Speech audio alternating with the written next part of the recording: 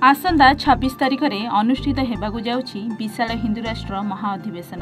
जो महाअधिवेशन में योगदान करने को जाउछंती पूज्य जगद्गुरु शंकराचार्य। विशाल जनसमागम को निजे भगवत्पाद शंकराचार्य स्वामी निश्चलानंद सरस्वती संबोधन करने को जाउछंती। तेबे यही हिंदू राष्ट्र महाअधिवेशन भुवनेश्वर शैलश्री विहार स्थित दुर्गा मंडप परिसर में अनुष्ठित होगाकू जाउथिबा बेले महाअधिवेशन में हजार हजार भक्त शंकराचार्य आशीर्वचन प्राप्त करेंगे, जहां नहीं एबे समस्त प्रकार प्रस्तुति शेष पर्यायर पहुंची जाइछि। पूज्य शंकराचार्य आगमन को नहीं चलचंचल हो पड़ी शैलश्री विहार। सुरक्षा बलय भितर पुरी गोवर्धन पीठाधीश जगद्गुरु शंकराचार्य आगमन करुथिबा बेले सारा अंचल में भक्तों मन में उत्साह देखा मिली, जहां नहीं आसंदा 26 तारिख को समस्त अपेक्षा रही।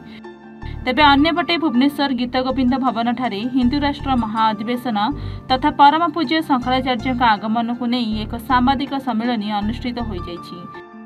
उक्त सांबादिक सम्मेलन में आदित्य बाहिनी गोवर्धन पीठर अध्यक्ष पंडित मातृप्रसाद मिश्र, पीठ परिषद उपाध्यक्ष इंजीनियर प्रशांत आचार्य, आदित्य बाहिनी प्रदेश साधारण संपादिक सत्यजित बेज, प्रचार सचिव अरुण महांती, सहसचिव प्रताप भारती, आदित्य बाहिनी भुवनेश्वर शाखार कुल्लू बस्तिया, शशिभूषण बेहेरा, शंकराचार्य स्वागत समितिर अध्यक्ष वैष्णव चरण नायक सहित स्वागत समिति सभ्य फकीर प्रधान, सुरेश कुमार रथ प्रमुख उपस्थित थिले।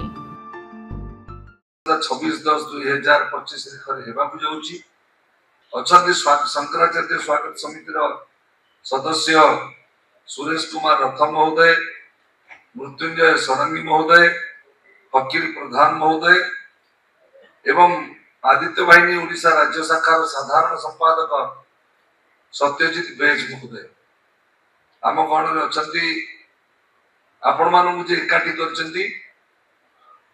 गोवर्धन पीठर जे घोषित गणमाध्यम प्रतिनिधि आम भाषा प्रचार सचिव आदरणीय अरुण महांती संयोजन आज कार्यक्रम होउची। देश बाहर के योगदान कहली ओडिशा बाहर कौन सन्थ आसुना डका भी जाई नहीं।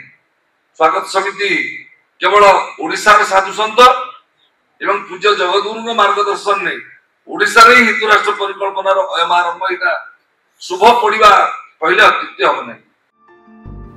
ब्यूरो रिपोर्ट एवं ओडिया।